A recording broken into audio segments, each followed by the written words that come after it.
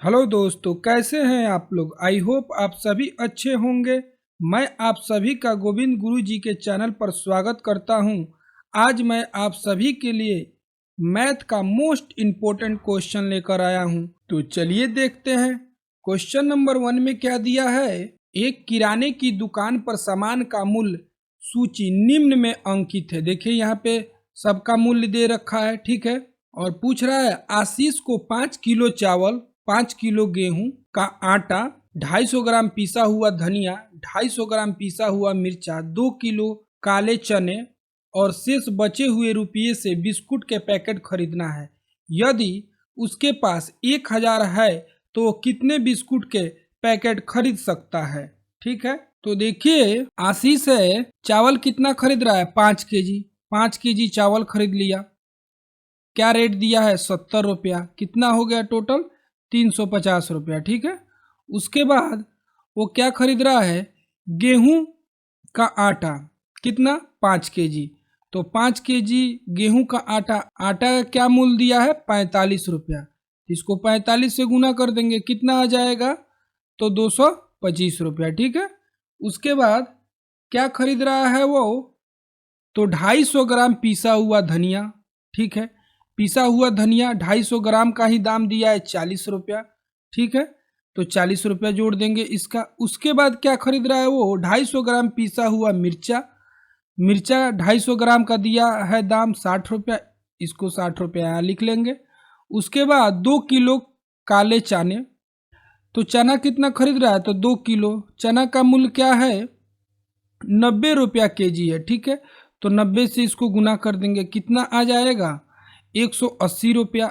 इस सभी को जोड़ा जाएगा तो टोटल कितना हो जाएगा, 855 रुपया हो जाएगा। उसके पास कितना रुपया है, तो उसके पास 1000 रुपया है। कितना है, 1000 रुपया है।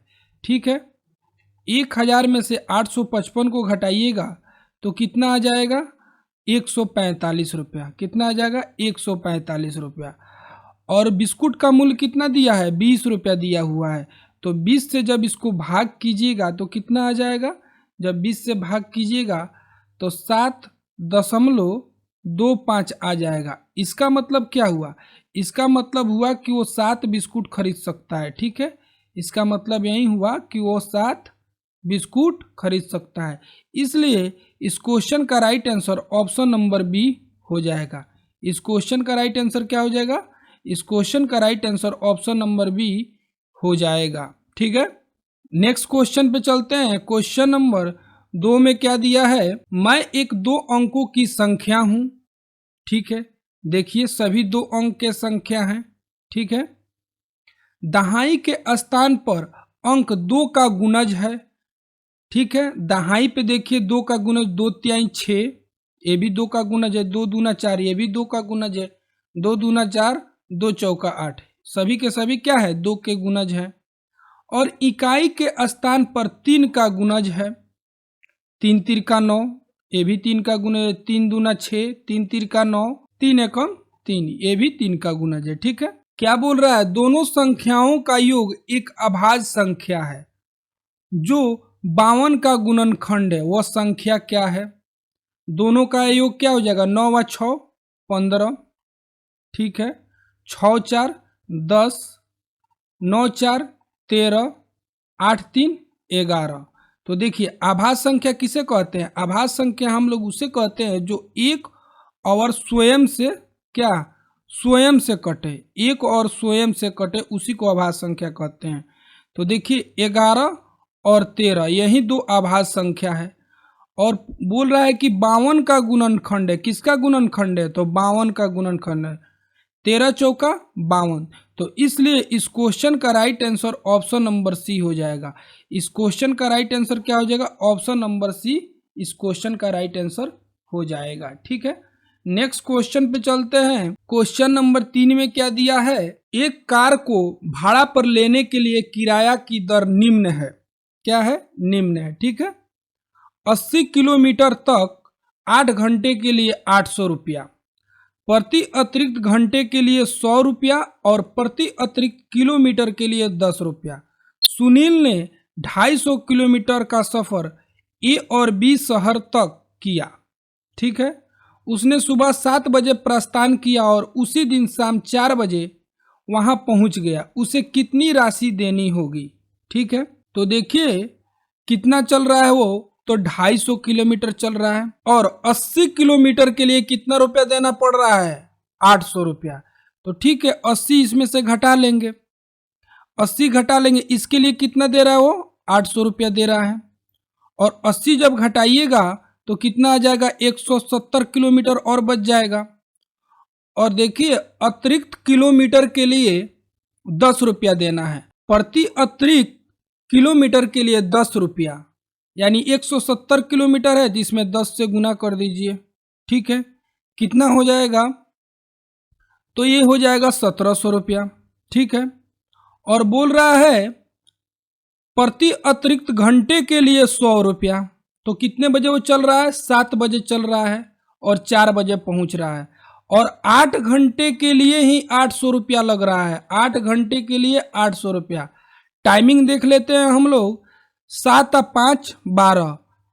ठीक है, तो 7 बजे से लेकर 12 बजे तक कितना घंटा हो गया? 5 घंटा। 12 से 4 घंटा इधर और जा रहा है तो 4 घंटा और जोड़ देंगे, टोटल 9 घंटा हो गया।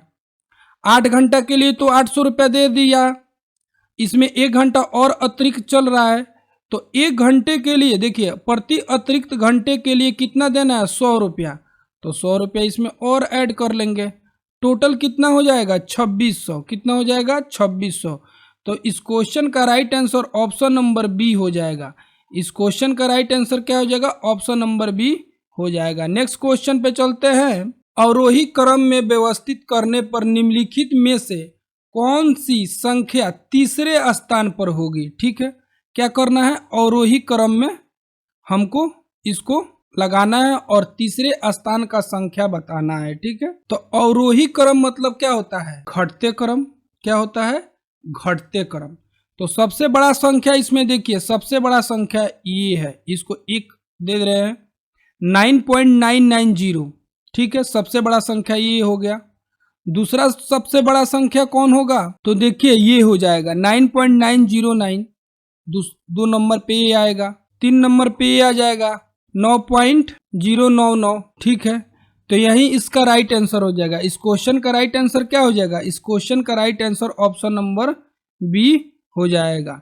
ठीक है, इस क्वेश्चन का right answer option number B हो जाएगा। ठीक है, 3 नंबर पे ए आ जाएगा और उसके बाद 4 नंबर पे ए आएगा और 5 नंबर पे ए आ जाएगा। ठीक है, आप इसको सजाइएगा तो ऐसे लिख दीजिएगा। ठीक है, नेक्स्ट क्वेश्चन पे चलते हैं। क्वेश्चन नंबर 5 में क्या दिया है? एक 4 अंकों की संख्या में 100वें स्थान पर 0 है। ठीक है, तो देखिए देख लेते हैं। इकाई, दहाई, सैकड़ा। सैकड़ा पर क्या दिया है? 0 दिया है, इसमें भी 0 दिया है, इसमें भी 0 दिया है, इसमें 0 नहीं दिया है। इकाई, दहाई, सैकड़ा पर क्या दिया है? 6 दिया है, तो ये तो ऐसे ही कट जाएगा। अब इसी तीनों में से हमारा कोई आंसर होगा। ठीक है, दहाई के स्थान पर अंक इकाई के स्थान पर अंक का दुगुना है। क्या है? दहाई के स्थान पर का अंक जो है इकाई के स्थान पर का अंक का दुगुना है। तो देखिए इसका दुगुना होना चाहिए। इकाई का जो अंक है, दहाई का अंक इकाई से दुगुना होना चाहिए, तो 2 दूना 4 होना चाहिए, लेकिन 6 है, नहीं होगा। 4 दूना 8 होना चाहिए, लेकिन 2 है, ये भी नहीं होगा। 2 दूना 4 है, तो हाँ ये तो हो जाएगा। ठीक है, आगे भी देख लेते हैं। जबकि 1000वें स्थान पर अंक इकाई के स्थान का अंक से तिगुना है। ठीक है, वो संख्या क्या है? जो इकाई का स्थान पे अंक है वो 1000वें स्थान पर अंक का क्या है? इकाई के स्थान पे अंक का तिगुना है। तो यहाँ पे 6 है, तो 2 तिहाई क्या हो जाएगा? 6, ये तिगुना हो गया, तो यही इसका राइट आंसर हो जाएगा। क्या इसका राइट आंसर हो जाएगा? 6042। इसका right answer option number C हो जाएगा। ठीक है, आगे बढ़ते हैं। 6 में क्या दिया है? एक 2 अंकों वाली संख्या और इन अंकों को पलटने पर बनी संख्याओं का योग 88 है। ऐसे कितने संख्याएं हैं जिनमें दहाई का अंक इकाई के अंक से बड़ा है? और क्वेश्चन को समझिए कि 2 अंकों वाली संख्या, इन अंकों को पलटने पर बनी संख्याओं का योग 88 है। तो संख्या कौन है पहले ये देखिए। देखिए 71 को अगर हम लोग पलट देते हैं तो इसको जोड़ेंगे लोग तो क्या हो जाएगा, 88 हो जाएगा। ये तो हो जाएगा, ठीक है। दूसरा उठाते हैं 62 को अगर हम लोग पलट देंगे तो क्या बन जाएगा, 6 2 8, 6 2 8, ये भी हो जाएगा। उसके बाद 53 को अगर हम लोग पलट देते हैं तो क्या बन जाएगा, ये भी 88 बन जाएगा। उसके बाद 44 को भी अल्टी पल्टी कर दीजिए, कोई फर्क नहीं पड़ता, 44 को 44 ही लिखना पड़ेगा, तो ये भी हो जाएगा 88। तो इसमें पूछ रहा है ऐसी कितनी संख्याएं हैं जिनमें दहाई का अंक इकाई के अंक से बड़ा है। तो देखिए इकाई के अंक से बड़ा है एक दहाई का अंक, 1 हो गया। इसमें भी इकाई के अंक से दहाई का अंक बड़ा है, 2 गो हो गया। इसमें भी इकाई के अंक से दहाई का अंक बड़ा है, 3 गो हो गया। इसमें तो दोनों बराबर है। तो इस क्वेश्चन का राइट आंसर क्या हो जाएगा, इस क्वेश्चन का right answer option number B हो जाएगा, ठीक है। ऑप्शन नंबर बी, 3 गो है जो क्या है, दहाई का अंक इकाई के अंक से बड़ा है, ठीक है। नेक्स्ट क्वेश्चन पे चलते हैं। क्वेश्चन नंबर 7 में क्या दिया है, 8 सेंटीमीटर और 10 सेंटीमीटर भुजाओं वाले एक आयत को 4 समान आयतों में विभाजित किया गया, प्रत्येक छोटे आयत का परिमाप क्या होगा, ठीक है। देखिए एक आयत है, ठीक है, 10 सेंटीमीटर बड़ा वाला हो जाएगा, 8 सेंटीमीटर ये हो जाएगा। इसको 4 बराबर भागों में विभाजित कर दीजिए। तो यहाँ से बराबर भागों में विभाजित करेंगे तो ये 5 5 हो जाएगा, और इसको ये क्या हो जाएगा, 4 4 हो जाएगा। ये भी 4 हो जाएगा, ये भी 5 हो जाएगा, ये भी 5 हो जाएगा, ठीक है। तो पूछ रहा है प्रत्येक छोटे आयत का परिमाप क्या होगा। परिमाप क्या होता है, जो बाउंड्री होता है ना, परिमाप क्या होता है, जो बाउंड्री होता है वहीं परिमाप, परिमिति, परिसीमा होता है, परिधि होता है। तो छोटे वाला आयत का परिमाप पूछ रहा है तो क्या हो जाएगा, सबको जोड़ दीजिए, 5 5 10 और 4 14 और 4 कितना हो जाएगा, 18। तो इस क्वेश्चन का राइट आंसर क्या हो जाएगा, इस क्वेश्चन का right answer option number C हो जाएगा। इस क्वेश्चन का राइट आंसर क्या हो जाएगा, इस क्वेश्चन का right answer option number C हो जाएगा। वैसे भी अगर आप फॉर्मूला लगाइएगा तो यही आंसर आएगा। क्या होता है परिमाप, परिमाप होता है 2 इंटू लंबाई प्लस चौड़ाई होता है। तो अब देखिए लंबाई कितना है, 5 है, चौड़ाई कितना है, 4 है। इसको जोड़िएगा तो क्या हो जाएगा, इसको सॉल्व कीजिए, 5 4 9, 9 दूना 18, वही आंसर आ जाएगा, ठीक है। नेक्स्ट क्वेश्चन पे चलते हैं। क्वेश्चन नंबर 8 में क्या दिया है, निम्नलिखित में से कौन सा कथन सत्य है। क्या पूछ रहा है, सत्य पूछ रहा है हमसे, ठीक है। एक आभास संख्या में जब दूसरी आभास संख्या जोड़ा जाए तो सदा एक आभास संख्या प्राप्त होती है, ये बात गलत है, ठीक है। आप आभास संख्या 2 भी एक आभास संख्या है, 2 में अगर 2 आप जोड़िएगा तो क्या हो जाएगा, 4, ये क्या हो जाएगा, एक सम संख्या बन जाएगा। एक आभास संख्या में दूसरी आभास संख्या से गुणा किया जाए तो सदा एक आभास संख्या प्राप्त होती है, ये भी बात गलत है, ठीक है। देखिए क्या बोल रहा है कि आभास संख्या में दूसरी आभास संख्या से गुणा किया जाए, 2 है, 2 में अगर 2 से गुणा किया जाएगा तो क्या बनेगा, 2 दूना 4, ये भी नहीं होगा। आभास संख्या आप समझते हैं ना, एक और खुद से स्वयं से कटे उसी को हम लोग क्या बोलते हैं, आभास संख्या बोलते हैं। उसमें 2 भी है आभास संख्या, आभास संख्याओं का गुणनखंड नहीं होता, ये भी बात गलत है। आभास संख्या अपरिमित रूप से अनेक है, हाँ। तो इस क्वेश्चन का यही राइट आंसर हो जाएगा, ऑप्शन नंबर डी इसका राइट आंसर हो जाएगा। क्या हो जाएगा, ऑप्शन नंबर डी इसका राइट आंसर हो जाएगा, ठीक है। ऑप्शन नंबर डी इसका राइट आंसर हो जाएगा। इसका राइट आंसर क्या हो जाएगा, ऑप्शन नंबर डी हो जाएगा।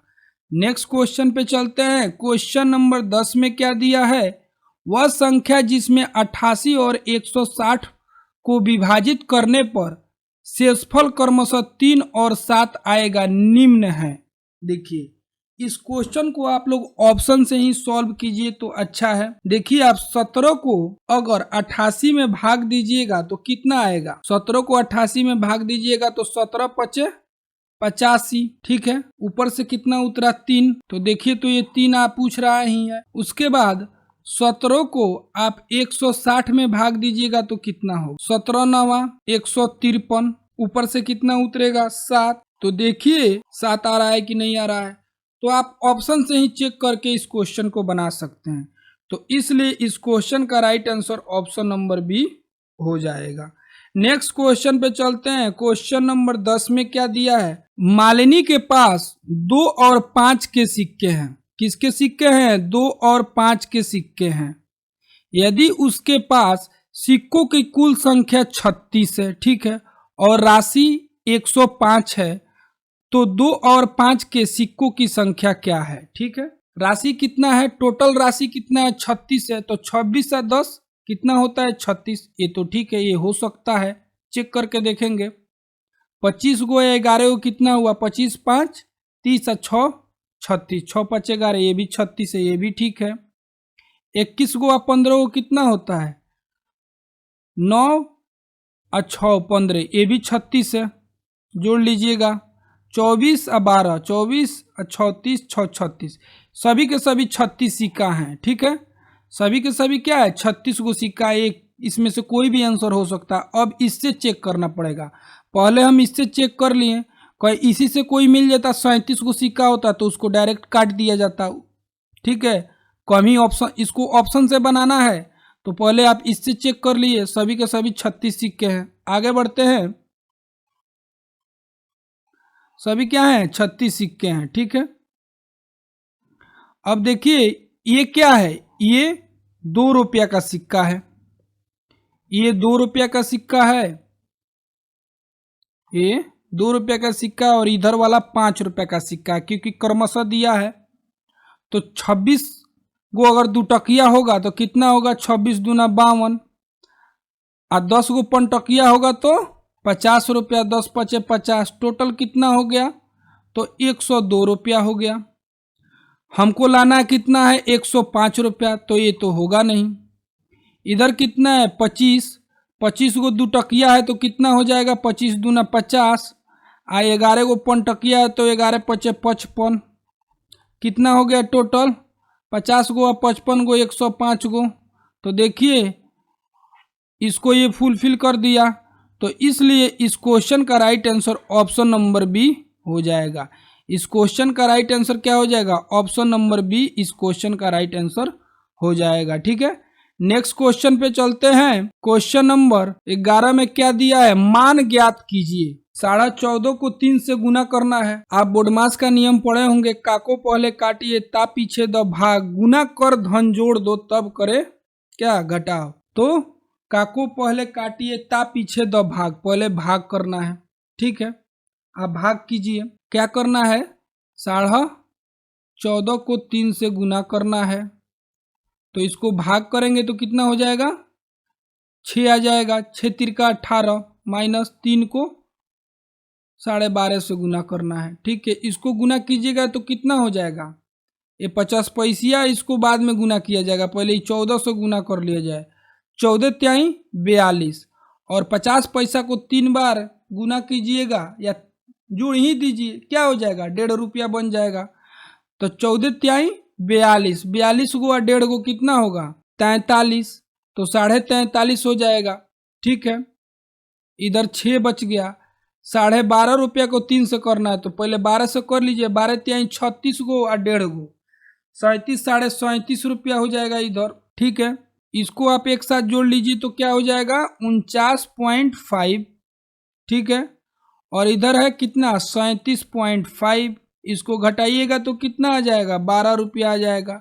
देखिए ऑप्शन नंबर बी में 12 दिया है, इसलिए इस क्वेश्चन का right answer option number B हो जाएगा। नेक्स्ट क्वेश्चन पे चलते हैं। क्वेश्चन नंबर 12 में क्या दिया है, एक बाग में वृक्षों में जामुन के वृक्षों की संख्या 1/6 भाग है। कितना है, 1/6 भाग है। आधे वृक्ष यूकेलिप्टस के और बाकी पीपल के वृक्ष है। यदि जामुन के वृक्षों की संख्या 6 है, बाग में पीपल के कितने वृक्ष हैं? ठीक है, बहुत ही सिंपल क्वेश्चन है। देखिए, मान लीजिए कि टोटल वृक्ष कितना है, टोटल वृक्ष x है, तो कह रहा है कि जामुन का जो वृक्ष है, वृक्षों की संख्या क्या है, 1/6 भाग है, यानी टोटल वृक्ष का 6वां भाग है। तो जामुन कितना हो जाएगा, जामुन हो जाएगा x/6। ये टोटल का 6वें भाग ना है, जितना होगा उसका 6वां भाग होगा। ठीक है, और यहाँ पे दे रहा है कि यदि जामुन के वृक्ष 6 गो हैं तो 6वां भाग, 6वां भाग। तो इस क्वेश्चन का ऐसे भी आंसर निकाला जा सकता है। 6वां भाग कितना है, जामुन है, तो 36 गो टोटल वृक्ष होगा। आप अगर 36 गो, क्योंकि 36 का 6वां भाग होता है 6, इससे भी आप तुरंत इजीली निकाल सकते हैं आंसर, लेकिन हम लोग पूरा प्रोसेस देखेंगे। ठीक है, जामुन का वृक्ष कितना है, 6 गो है।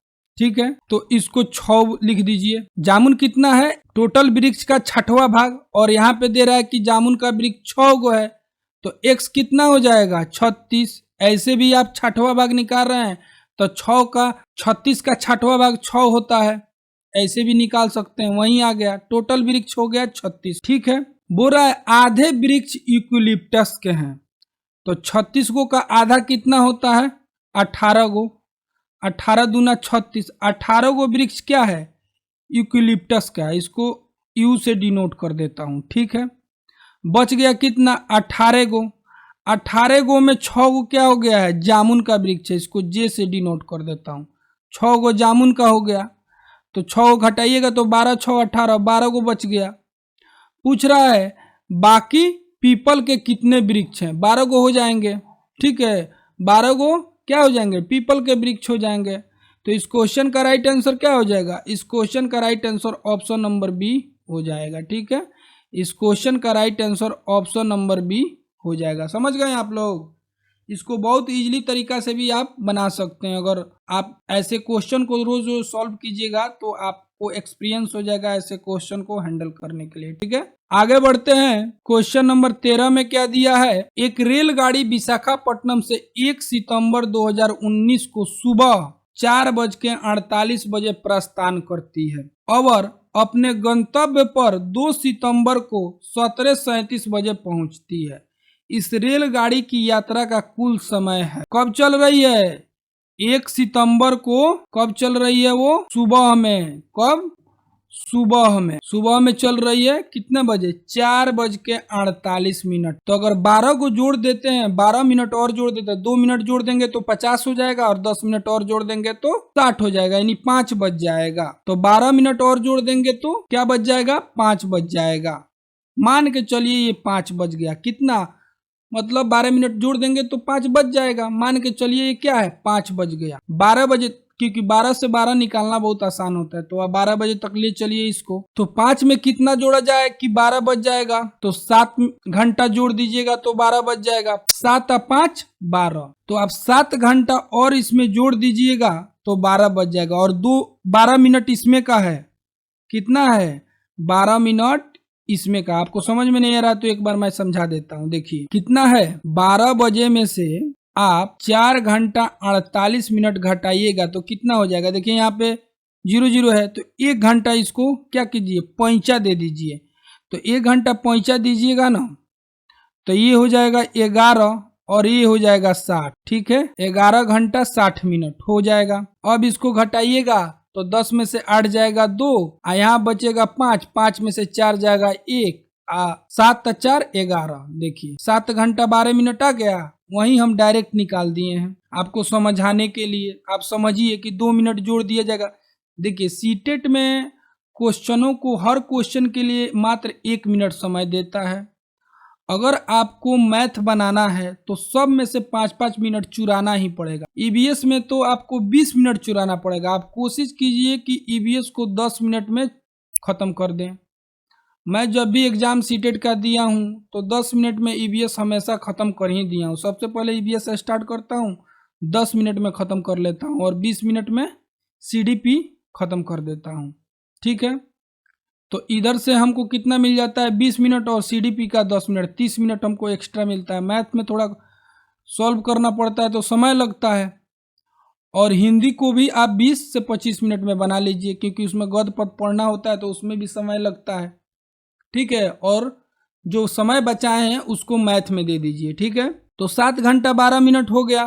ठीक है, अब 1 सितंबर 2019 को दिन में 12 बजे से लेकर, कब, दिन में सुबह 12 बजे से लेकर अगले दिन 2 सितंबर को 12 बजे तक कितना घंटा हो जाएगा, 24 घंटा। कितना घंटा हो जाएगा, तो 24 घंटा हो जाएगा। ठीक है, आप समझ रहे हैं हमारे बात को। सुबह ये टाइमिंग दिया था, उस सुबह में चल रहा था 4:48 पर, तो सुबह से लेकर 12 बजे तक का समय हमने निकाल लिया, 7 घंटा 12 मिनट, 12 बजे तक आ गया। अब 1 तारीख को, 1 सितंबर को दिन में 12 बजे से लेकर 2 सितंबर को दिन में 12 बजे तक कितना हो जाएगा, 24 घंटा। अब 12 बजे के बाद रेलवे टाइम में क्या होता है, 12 के बाद बजता है 13, 14, 15, 16, 17। तो देखिए 17:37। तो 12 और 5 17, 5 जोड़िएगा तो 17 बज जाएगा, यानी 5 घंटा 37 मिनट और इसमें जोड़ देना है। अब जोड़िए, 7 और 2 9, 3 1 4, 5 4 9 और 9 और 7 16 और 2 1 3, 36 घंटा 49 मिनट। क्या हो जाएगा, 36 घंटा 49 मिनट। देखिए कहाँ दिया हुआ है, तो देखिए ऑप्शन नंबर सी में दिया है 36 घंटा 49 मिनट। तो इस क्वेश्चन का राइट आंसर क्या हो जाएगा, इस क्वेश्चन का right answer option number C हो जाएगा। ठीक है, आगे बढ़ते हैं। निम्नलिखित में से कौन सी लंबाई को बढ़ते क्रम में व्यवस्थित किया गया है। क्या करना है, बढ़ते क्रम में व्यवस्थित करना है। बढ़ते क्रम मतलब क्या होता है, पहले छोटा, उसके बाद बड़ा, उसके बाद उससे भी बड़ा, उसके बाद उससे भी बड़ा, उसके बाद उससे भी बड़ा। ठीक है, तो आप लोग एक चीज सीखे होंगे, पहले क्या होता है किलोमीटर, उसके बाद हेक्टोमीटर, क्या होता है हेक्टोमीटर, उसके बाद होता है डेकामीटर, क्या होता है डेकामीटर, उसके बाद मीटर होता है, उसके बाद डेसीमीटर होता है। ठीक है, उसके बाद सेंटीमीटर होता है। ठीक है, उसके बाद मिलीमीटर होता है, क्या होता है मिलीमीटर। ठीक है, तो जब आप इस पे अगर इसको सजाइएगा तो इस क्वेश्चन का राइट आंसर क्या हो जाएगा, इस क्वेश्चन का right answer option number D हो जाएगा। ठीक है, इस क्वेश्चन का राइट आंसर क्या हो जाएगा, इस क्वेश्चन का right answer option number D हो जाएगा। सबको मीटर में कन्वर्ट करना पड़ेगा, आप लोग कर लीजिएगा इसके थ्रू। ठीक है, इधर से जाइएगा तो गुना करते जाइएगा, 0 0 लगाते जाइएगा, इधर से आइएगा तो भागा करते जाइएगा। ठीक है, जैसे मान लीजिए 1 किलोमीटर को मीटर में कन्वर्ट करना है, तो देखिए 1 2 3, यानी 1000, एक पर क्या करना है 3 गो 0 लगा देना है, 1000 मीटर हो जाएगा। अगर 1000 मीटर को किलोमीटर में कन्वर्ट करना है तो 1000 लिख दीजिए। और देखिए मीटर कहाँ पे होता है, यहाँ पे होता है, हमको जाना है कहाँ पे, यहाँ पे। तो देख लीजिए 1 2 3, 3 गो, यानी 1000 से भागा दे दीजिए, कट जाएगा, 1 किलोमीटर आ जाएगा। समझ गए हैं, इससे आप लोग इसको सॉल्व कीजिएगा तो इस क्वेश्चन का right answer option number D आ जाएगा। नेक्स्ट क्वेश्चन पे चलते हैं। क्वेश्चन नंबर 15 में क्या दिया है, एक 270 सेंटीमीटर लंबे तार को एक आयत का रूप दिया गया, यदि आयत की चौड़ाई 50 सेंटीमीटर है तो इसकी लंबाई क्या होगी। ठीक है, देखिए बहुत ही सिंपल क्वेश्चन है, एगो आयत बना देते हैं, इसका ये सभी का जो परिमापवा है ना वो कितना है, टोटल 270 है। कितना है, 270 है। इसका चौड़ाई बोल रहा है 50 है, तो 50 चौड़ाई है तो इधर का भी 50 चौड़ाई हो जाएगा। ठीक है, टोटल कितना है 270। ये क्या है 270, एगो लंबा मीटर, एगो तार आया ऐसे तार, ये टोटल 270 था। इसको थोड़ा सा क्या किया लोग, इधर से इसको मान लीजिए कि थोड़ा सा ऐसे मोड़ दिया लोग, इधर से ऐसे मोड़ दिया लोग, फिर ऐसे मोड़ के बना दिया लोग। इस 270 को घुमा घुमा के एक आयत का रूप दे दिया वो लोग, जिसमें जो चौड़ाई था वो 50-50 था। समझ गए बात को? तो 50-50 दे दिया है। ठीक है, पूछ रहा है कि इसका लंबाई क्या होगा। ठीक है, तो 270 है, 50 गो इधर है 50 गो इधर है, यानी 100 गो इसमें से घटा दीजिए, कितना आ जाएगा? यहाँ से 7 आ जाएगा, यहाँ से 1 आ जाएगा, 170 आ गया। ये लंबाई और ये लंबाई का योग कितना है? 170 है। इसको 2 से आप भाग दीजिएगा तो 1 का लंबाई मिल जाएगा। 2 से भाग दीजिएगा तो कितना हो जाएगा? 8 दूना 16, एगो इसमें जाएगा, 2 पचे 10, यानी 85। ये कितना हो जाएगा? 85 हो जाएगा। देखिए ऑप्शन नंबर सी में दिया है 85, यही इसका राइट आंसर हो जाएगा। नेक्स्ट क्वेश्चन पे चलते हैं। क्वेश्चन नंबर 16 में क्या दिया है? कक्षा 2 के छात्र को 35 लिखने के लिए कहा गया।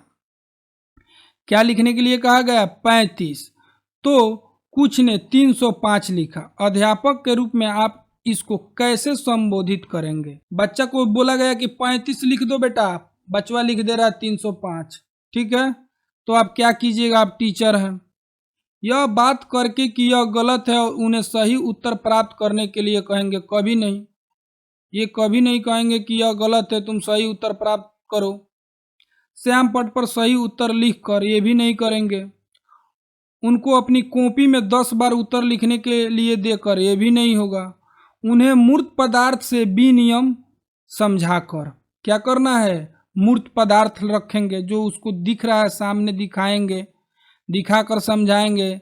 उसको ये भी कर सकते हैं, गोटी लिया देंगे, छरी लिया देंगे, गिनवाएंगे, गिनो इस तरह कि देखो 35 को छरी, ऐसे होता है मूर्त पदार्थ। मूर्त पदार्थ मतलब क्या होता है? जो सामने दिख रहा है आपको, उस चीज को दिखाकर समझाएंगे। और 305 गिन कर दिखाओ तो दिखेगा, अरे भाई तो बहुत ज्यादा हो गया, 35 को बहुत कम है। उसको समझ में नहीं आ रहा है कि 35 को कितना होता है, 305 कितना होता है, गिनवाएंगे। तो इस क्वेश्चन का right answer option number D हो जाएगा। इस क्वेश्चन का राइट आंसर क्या हो जाएगा? इस क्वेश्चन का right answer option number D हो जाएगा। नेक्स्ट क्वेश्चन पे चलते हैं। क्वेश्चन नंबर 17 में क्या दिया है? गणित के प्राथमिक पाठ्यक्रम में प्रतिचित्रण मानचित्रण के कौन से पहलू विद्यमान है? देखिए गलती से प्रिंट हो गया है, विद्यमान है। ठीक है, देखते हैं। मानचित्रण का अर्थांकन, ये तो सही है। देखिए मानचित्रण या प्रतिचित्रण आप पढ़ा रहे हैं तो बच्चा उसका अर्थ निकालना तो सीखना चाहिए। पढ़ा रहे हैं, कुछ सीख ही नहीं रहा है। सबसे पहले अर्थांकन, बिना पैमाने वाले आलेख, ये भी होना चाहिए। संकेतों यानी प्रतीकों का प्रयोग, ये भी करना चाहिए। घर बना रहा है, चाहे कोई मैप बना रहा है, तो रोड ही बना रहा है तो बगल में एक वृक्ष बना दिया, उसका डायरेक्शन वगैरह बता दिया। संकेत या प्रतीक का प्रयोग करना चाहिए। पैमाने के अनुसार आलेख खींचना, स्केल लेकर खींच रहा है भाई, मानचित्रण में स्केल लेकर खींचा था, पैमाने के अनुसार आलेख खींचना, तो ये तो होगा नहीं। तो इस क्वेश्चन का राइट आंसर क्या हो जाएगा? ए बी सी। ए बी सी किस में दिया है? तो ऑप्शन नंबर बी में ए बी सी और दिया है। ठीक है, क्या दिया है? A B C, option number B में दिया हुआ है। नेक्स्ट क्वेश्चन पे चलते हैं। क्वेश्चन नंबर 18 में क्या दिया है? राष्ट्रीय पाठचर्या रूपरेखा 2005 के अनुसार निम्नलिखित में से कौन सा विषय प्राथमिक विद्यालयों में गणित पाठ्यक्रम का भाग नहीं है? क्या पूछ रहा है? नहीं पूछ रहा है। ठीक है, क्या है? नहीं है। ठीक है, पूर्णांक, चौपड़, अनुमान लगाना, समिति। तो देखिए इस क्वेश्चन का right answer option number A हो जाएगा। पूर्णांक जो है वो प्राथमिक क्लास में नहीं है। चौपड़ भी पढ़ाया जाता है, अनुमान लगाना और समिति भी होता है, लेकिन पूर्णांक क्या है? प्राथमिक विद्यालय के गणित पाठ्यक्रम का भाग नहीं है। ठीक है, नेक्स्ट क्वेश्चन पे चलते हैं। मानकों का प्रयोग निम्नलिखित में से किन अवधारणाओं को समझने के लिए किया जा सकता है?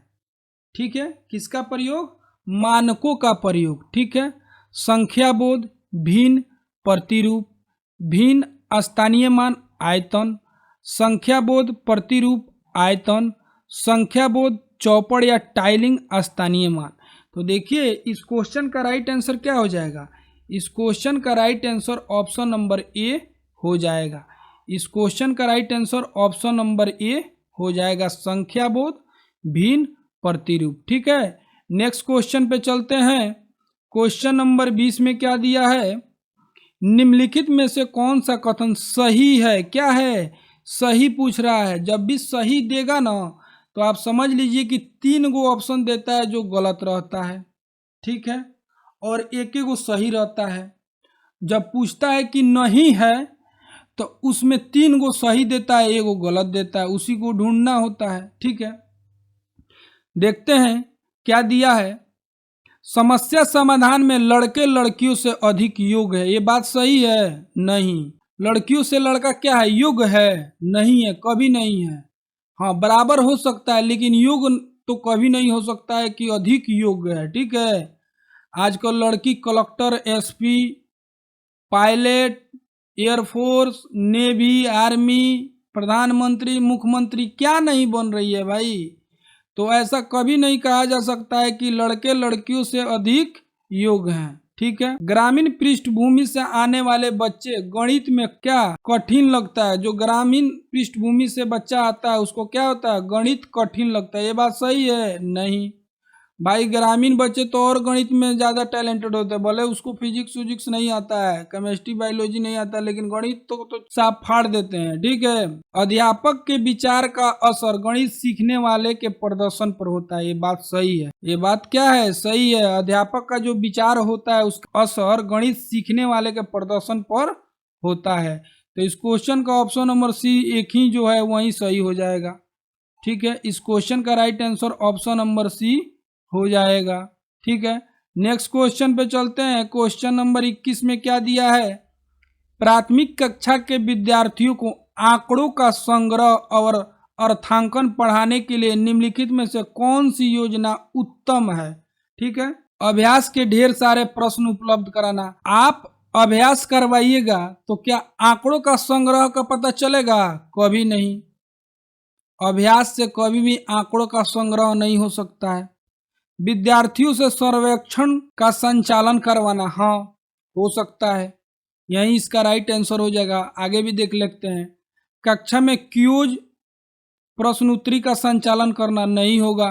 क्यूज और प्रश्न उत्तरी का संचालन करने से आंकड़ों का संग्रह कभी नहीं हो सकता है। कक्षा में सामूहिक परिचर्चा विचार विमर्श का संचालन करना, इसको भी करने से क्या होगा? आंकड़ों का संग्रह नहीं हो सकता है। अभी क्या हो रहा है? जातीय जनगणना हो रहा है। क्या हो रहा है? अभी क्या हो रहा है? जातीय जनगणना हो रहा है। तो जब आ रहा है लोग टीचर सब जातीय जनगणना करने के लिए, तो क्या कर रहा है लोग?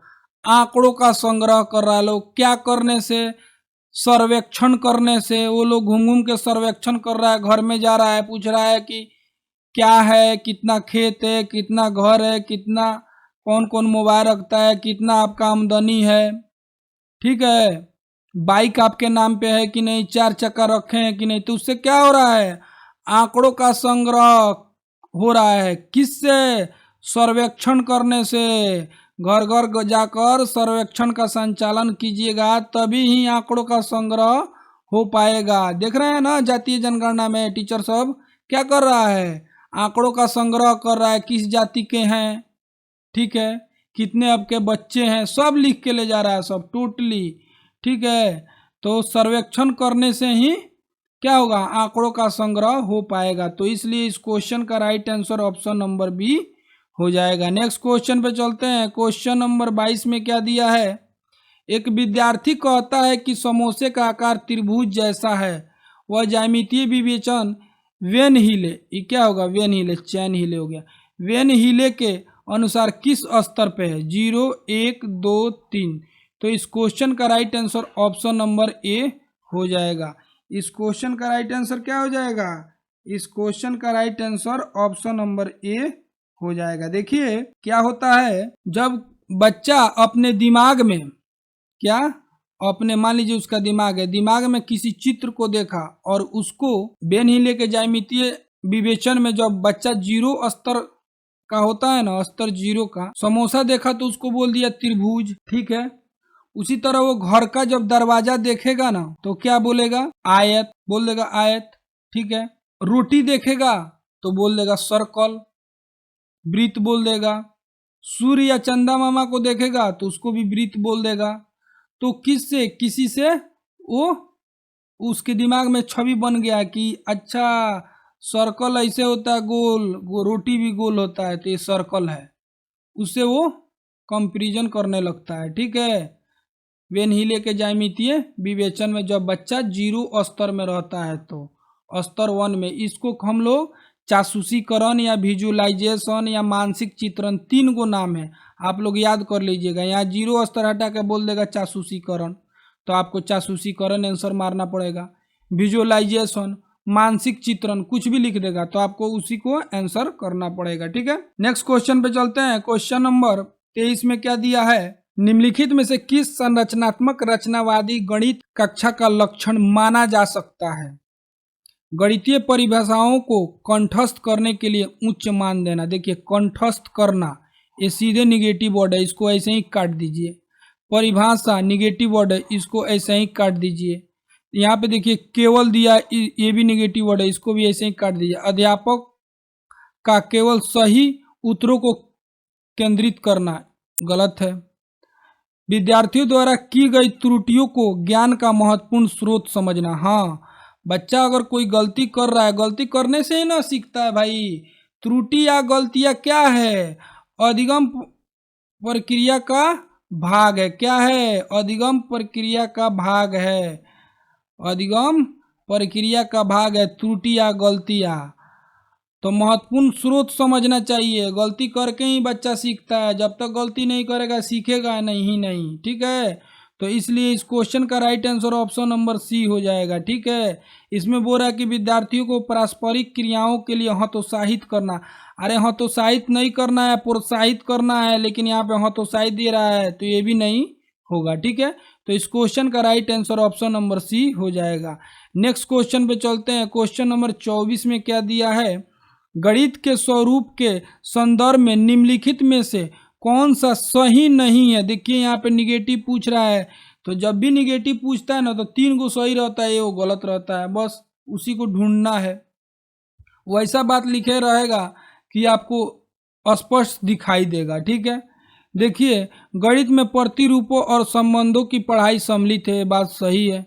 गणित संख्याओं की पढ़ाई तक सीमित है। देखिए यहाँ पे तक, पढ़ाई तक सीमित है, सिर्फ संख्या पढ़ना है गणित में।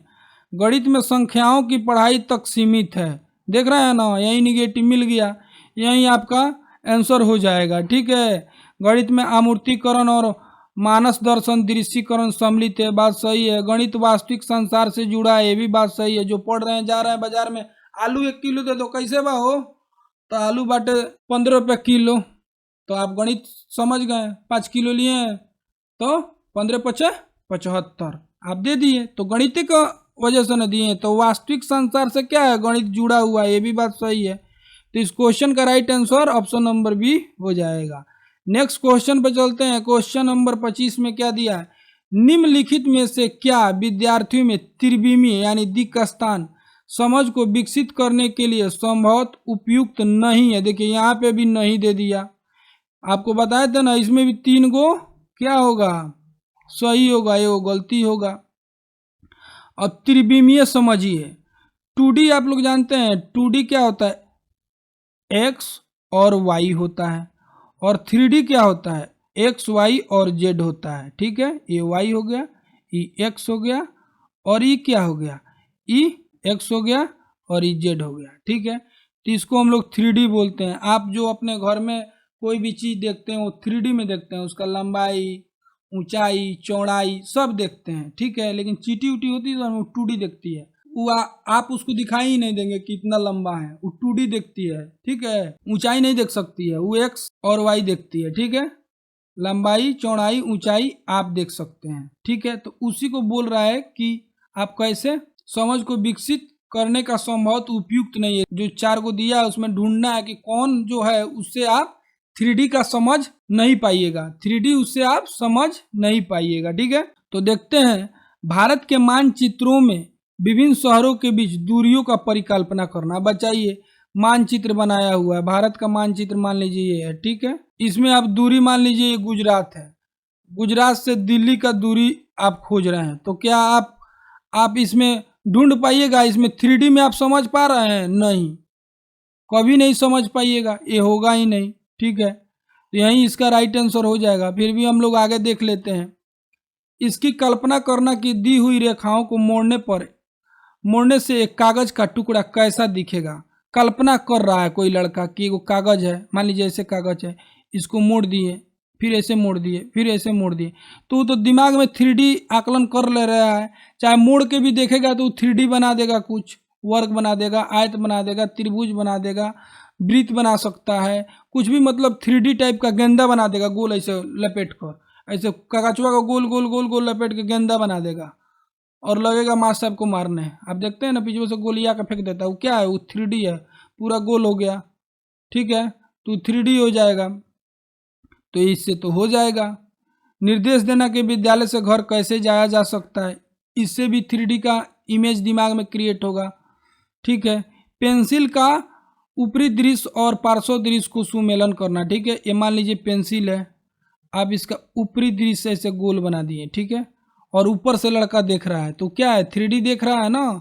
अब ऐसे पेंसिल बना दिए, ई बताइए, ई पेंसिल बनाएंगे तो ये 2D हो जाएगा। लेकिन एक ऐसा पेंसिल बनाइए, ठीक है, इधर नोखी बना दिए और यहाँ पे गोल ऐसे बना दिए, ठीक है, तो ये देखिए 3D आपको दिखेगा कि हाँ गोल का पेंसिल वह है। इसमें क्या बुझा रहा है आपको, कुछ बुझा रहा है कि पेंसिल है कि कॉलम है कि का है, कुछ नहीं बुझा रहा है। लेकिन इससे तो बुझा रहा है कि कॉलम है, यहाँ पे गोल बना दिए तो ठीक है, तो ये भी हो जाएगा। तो इस क्वेश्चन का राइट आंसर क्या हो जाएगा, ऑप्शन नंबर ए इस क्वेश्चन का राइट आंसर हो जाएगा।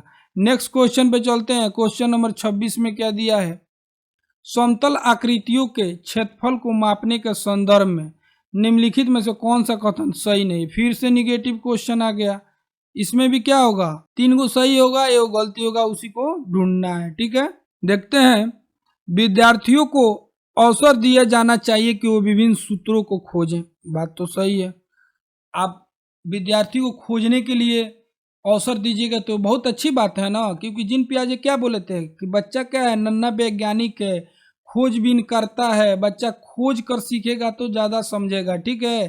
तो जब खोजेगा ना तो क्या होगा, ज़्यादा सीखेगा खोज कर, ठीक है। क्षेत्रफल मापने वाला सूत्र को क्षेत्र के अनुमान से पहले पढ़ाया जाना चाहिए। देखिए यही गलत दे दिया, यही इसका राइट आंसर भी हो जाएगा। कैसे, क्या बोल रहा है, सूत्र क्षेत्रों को अनुमान से पहले पढ़ाया जाना चाहिए। क्षेत्रफल मापने वाला जो सूत्र है अनुमान से पहले पढ़ाना चाहिए। तो ये बात सही है नहीं। कभी भी बच्चों को बोला जाए कि बाबू पहले है करके नाप तो अपना बीता से, तब बचवा बीता से नापेगा। सर 2 बीता भइल, 2 बीता भइल, 4 बीता भइल, 5 बीता भइल, कोनो हाथ ना। सर 4 हाथ, 5 हाथ, कोनो बोला सर 6 हाथ, ठीक है। तो पहले अनुमान से आप नपवाएं। तो बोले एगो डंडा से नाप, तो बोले सर हमारा 5 डंडा भइल बा। कोनो बोलेगा मेरा 4 डंडा, कोनो बोलेगा बेंच को नापने के लिए दे दीजिए, कोनो बोलेगा सर मेरा 3 डंडा। जिसका छोटका होगा उसका ज़्यादा हो जाएगा, जिसका बड़का डंडा होगा उसका दुइये गो डंडा में एगो बेंच नप जाएगा। तो पहले आप अनुमान से नापने के लिए दीजिए, अनुमान समझेगा कि हाँ इसको नापा जाता है, तो अब उसका क्षेत्रफल मापने वाला सूत्र आप उसको दीजिएगा तो अच्छी बात है, ठीक है। तो पहले आप सूत्रे थमा दिए, उसके बाद अनुमान पढ़ा रहे हैं, अनुमान से नपवा रहे हैं, तो बच्चा क्या समझेगा, पहले अनुमान से नपवाइए, तब उसको समझ में आएगा कि हाँ मेजरमेंट हमारे लाइफ में कितना इम्पोर्टेंट है। एक बित्ता खातिर, एगो इंची खातिर लोग मारा मारी कर लेता है जमीनवा खातिर, गाँव में, शहर में भी हो जाता है। हमारा में 1 इंची धो लेलत, तो जब वो समझेगा, पहले अनुमान से समझेगा, उसके बाद सूत्रों से समझेगा, तब न उसको पता चलेगा क्षेत्रफल क्या होता है, परिमाप क्या होता है। पहले वो अपने बीता से, हाथ से, डंडा से नापना सीख जाए, अनुमान लगाना सीख जाए, उसके बाद इंची टेप से नापे, ठीक है। तो इस क्वेश्चन का यही राइट आंसर हो जाएगा। नेक्स्ट क्वेश्चन पे चलते हैं। क्वेश्चन नंबर 27 में क्या दिया है, निम्नलिखित में से मुक्त सिरे वाले प्रश्नों को पहचानिए। देखिए मुक्त सिरा और बंद सिरा, बंद सिरा किसे कहते हैं, जिसका एक ही आंसर हो। अभी जो आप सीख पढ़ रहे हैं वो सभी बंद सिरा है। क्या है, बंद सिरा है। बंद सिरा किसका लक्षण होता है, प्रतिभाशाली का।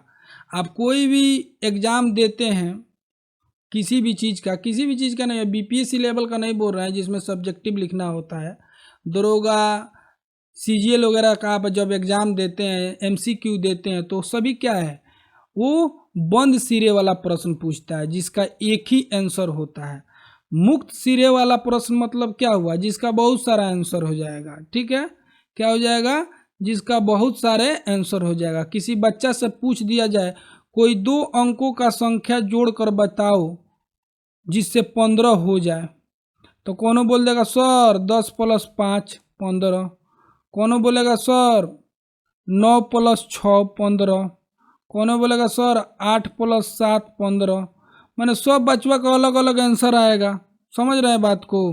तो इसको क्या बोलते हैं, मुक्त सिरा। इसको हम लोग बोलते हैं मुक्त सिरा। ठीक है, ओपन इंडेड इंग्लिश में बोलते हैं, क्या बोलते हैं, ओपन इंडेड। इस यह रहने से बच्चा क्या होता है, क्रिएटिविटी रहता है, बच्चा 10 गो आंसर ढूंढता है। अब जैसे हम पूछ दिए बिहार का राजधानी कहाँ है, तो बच्चा बोल दिया पटना, बोलेगा पटना। और क्लास में 10-15 को बच्चा सबसे पूछ दिए तो सब पटने बोलेगा, कोई लखनऊ नहीं बोलेगा, कोई गोरखपुर नहीं बोलेगा, सबका आंसर क्या होगा, पटना होगा। ठीक है, लेकिन बोल देंगे कोई 2 अंकों को जोड़कर आप 15 बनाइए, तो सब बच्चा का अलग अलग आंसर हो जाएगा। ठीक है, तो इसी को हम लोग क्या बोलते हैं, मुक्त सिरे वाला प्रश्न। अब हमको इसमें खोजना है कि ऐसा कौन सा जो मुक्त सिरा का है, क्या है, मुक्त सिरा का है, जिसका बहुत सारा आंसर बन सकता है। तो देखिए, एक पत्ते के डिब्बे का आयतन 400 मीटर है, मीटर नहीं होगा क्यूब होगा, क्योंकि आयतन जो होता है वो मीटर क्यूब में होता है। ठीक है, यदि इसकी लंबाई चौड़ाई क्रमशः क्या है 10 और 8 है, तो इसकी ऊंचाई क्या होगी। तो भाई फॉर्मूला लगाएगा, ऊंचाई चट से मालूम चल जाएगा। सबका ऊंचाई जिस, मान लीजिए कि कक्षा में 10-15 को राम मोहन सोहन टोहन कोई भी है, राम का जितना आंसर आएगा उतना ही मोहन का भी आएगा, उतना ही सोहन का भी आएगा, सबका आंसर सेम होगा। तो क्या ये मुक्त सिरे वाला होगा, नहीं। ऊंचाई ज्ञात करना है, लंबाई चौड़ाई दे दिया है। ठीक है, ये होगा नहीं। एक गले की डिब्बे की ऊंचाई उसकी लंबाई की 4/5 है और ऊंचाई चौड़ाई का 3/4 है। यदि डिब्बे का आयतन 400 मीटर क्यूब है, ये मीटर क्यूब यहाँ पे होगा, तो उसकी लंबाई और चौड़ाई ज्ञात कीजिए। ये भी सिंपल है। क्या दिया है, आयतन दे ही दिया है, चौड़ाई उसकी लंबाई का 4/5 है और ऊंचाई चौड़ाई का 3/4 है। तो आयतन दे ही दिया है, तो लंबाई चौड़ाई ऊंचाई ज्ञात करने के लिए दे रहा है, सबका आंसर सेम आएगा। ठीक है, इसको देखते हैं। एक आयताकार खेत का क्षेत्रफल कितना है, 480 मीटर स्क्वायर है। यहाँ पे नहीं रहेगा, यहाँ पे स्क्वायर है। इसकी लंबाई और चौड़ाई क्या हो सकती है। ठीक है, देखिए किसी का आंसर क्या आएगा, किसी का आंसर आएगा सर मेरा जो आयताकार क्षेत्र है उसका लंबाई 120 है और चौड़ाई 4 है, 12 चौका 48, ये भी 480 मीटर स्क्वायर हो जाएगा। कौन बोलेगा सर मेरा जो आयताकार खेत है उसका लंबाई 80 है और चौड़ाई 6 है, 8 छक्का 48, ये भी 480 मीटर स्क्वायर हो जाएगा। कोई नो बोलेगा सर मेरा जो खेत है उसका लंबाई 480 है और चौड़ाई 1 मीटर है। क्या है, मीटर में दिया है 1 मीटर है, तो देखिए ये भी हो जाएगा 480 मीटर स्क्वायर। कौन बोलेगा सर मेरा लंबाई जो मेरा खेत का लंबाई है क्या है 240 है और चौड़ाई 2 है, देखिए ये भी हो जाएगा 400। कौन बोलेगा सर कितना हो सकता है, कौन बोलेगा 160 मेरा लंबाई है और 3 इसका चौड़ाई है, देखिए 16 48, 24 दूना 48, ये तो डायरेक्ट हो जाएगा 8 छक्का 48, 12 चौका 48। देखिए सबका आंसर इतना आ जा रहा है, क्षेत्रफल सब अलग अलग एरिया है देख लीजिए, लेकिन सबका आंसर सेम आ जा रहा है, तो सबका क्या हो जाएगा, इसी को हम लोग क्या बोलते हैं, मुक्त सिरे वाला प्रश्न बोलते हैं सब। तो यही इस क्वेश्चन का राइट आंसर हो जाएगा option number C. Next question पे चलते हैं। क्वेश्चन नंबर आपको 28 में क्या दिया है, गणित की अवधारणाओं को पदानुक्रमित संदर्भ में निम्नलिखित में से कौन सा कथन सही नहीं। देखिए यहाँ पे फिर सही नहीं है पूछ रहा है। ठीक है, गुणन का गठन योग की अवधारणा पर हुआ है, ये बात सही है। क्या है, ये बात सही है, गुणन की गठन योग की अवधारणा पर हुआ है। जैसे 2 + 2 क्या होता है 4 और 2 दूना 4, समझ गए बात को। भाग का गठन व्याकलन के अवधारणा पर हुआ है, यानी घटाव के, ये भी बात सही है। पूर्णांकों का गठन प्राकृतिक संख्याओं का अवधारणाओं पर हुआ है, ये भी बात सही है। भिन्न का गठन दशमलव की अवधारणाओं पर हुआ है, यही बात क्या है, गलत है। इस क्वेश्चन का right answer option number D हो जाएगा। ठीक है, नेक्स्ट क्वेश्चन पे चलते हैं। क्वेश्चन नंबर 29 में क्या दिया है, प्राथमिक स्तर पर भिन्न को पढ़ाते समय वांछनीय क्रियाकलाप को पहचानिए। ठीक है, भिन्न की प्रतिदिन की अवधारणाओं का कक्षा की पढ़ाई से हस्तक्षेप नहीं होना चाहिए। देखिए वांछनीय क्रियाकलाप बोल रहा है, अब बोल रहा है कि भिन्न की प्रतिदिन की अवधारणाओं का कक्षा की पढ़ाई में हस्तक्षेप नहीं होनी चाहिए, तो ये होगा नहीं। प्राथमिक स्तर पर केवल, देखिए यहाँ पे केवल आ गया निगेटिव, आधे और चौथाई का ही परिचय दिया जाना चाहिए। प्राथमिक स्तर में सिर्फ आधा और चौथाई का ही परिचय दीजिए, ये भी नहीं होगा। भिन्न की अवधारणा को विभिन्न स्थितियों में प्रदर्शित किया जाना चाहिए। हाँ, इस क्वेश्चन का यही राइट आंसर हो जाएगा ऑप्शन नंबर सी। इस क्वेश्चन का राइट आंसर क्या हो जाएगा, यही हो जाएगा, विभिन्न स्थितियों में प्रदर्शित करना चाहिए। जैसे मान लीजिए एगो आयत है, ठीक है, इसको 4 भाग में बांट दीजिए। ठीक है, अगर एगो रंग दिए तो क्या लिख देंगे 1/4, एक का चौथा भाग रंगा गया। 2 रंग दिए तो क्या लिख देंगे 1/2, एक का आधा, इतना खत्म। 3 रंग दिए तो 1/3। समझ रहे हैं बात को। तो विभिन्न स्थितियों में प्रदर्शित करना चाहिए। ठीक है, क्या करना चाहिए, विभिन्न स्थितियों में प्रदर्शित करना चाहिए, यही इसका राइट आंसर हो जाएगा। नेक्स्ट क्वेश्चन पे चलते हैं। क्वेश्चन नंबर 30 में क्या दिया है, प्राथमिक स्तर पर गणित के आकलन के विषय में निम्नलिखित में से क्या वांछनीय नहीं है। निगेटिव है, ये भी क्या है, निगेटिव ढूंढना है। अवधारणाओं की समझ के आकलन पर महत्व दिया जाना चाहिए, ये बात सही है। ठीक है, आप अवधारणाओं की समझ के आकलन पर क्या कर रहे हैं, महत्व दे रहे हैं, बहुत अच्छी बात है। एक विलक्षण परीक्षा, देखिए जहां भी परीक्षा आए आंख मूंद के काटिए, प्रतिरूप का अनुकरण करना चाहिए। एक विलक्षण परीक्षा प्रतिरूप का अनुकरण करा रहा है आपको, यही इसका निगेटिव वर्ड है। जहां भी परीक्षा आ गया, कंठस्थ आ गया, याद करना आ गया, रटना आ गया, नकल करना आ गया, ये सब क्या है, निगेटिव वर्ड है। ठीक है, आगे भी देख लीजिए, सब सही होगा। विद्यार्थियों के संदर्भ के प्रति आकलन को अति संवेदनशील होना चाहिए, बात सही है। यह आवश्यक है कि सभी बच्चों को उनकी गणितीय रुचि के अनुसार चुनौती दी जाए, ये भी बात सही है। जैसा गणितीय रुचि है उसी के अनुसार चुनौती दी जाए। मान लीजिए कि बच्चा अभी 2+2 जोड़ने सीख रहा है, आप उसको साइन थीटा दे रहे हैं, क्या दे रहे हैं, साइन थीटा, कॉस थीटा, तो क्या समझेगा, उसकी गणितीय रुचि के अनुसार उसको चुनौती दीजिएगा तब ना उसको समझ में आएगा, ये भी बात सही है। तो बोल रहा है कि एक विलक्षण परीक्षा प्रतिरूप का ही अनुकरण करना चाहिए, तो ये नहीं होगा, यही इसका राइट आंसर हो जाएगा। ठीक है, आगे बढ़ते हैं। इसी के साथ हमारा क्लास समाप्त हो रहा है आज का। मैं इसमें सभी का आंसर टाइप करके आप लोगों को टेलीग्राम और व्हाट्सएप में दे दूंगा, आप लोग वहां पे जल्दी से जाकर ज्वाइन कर लीजिए।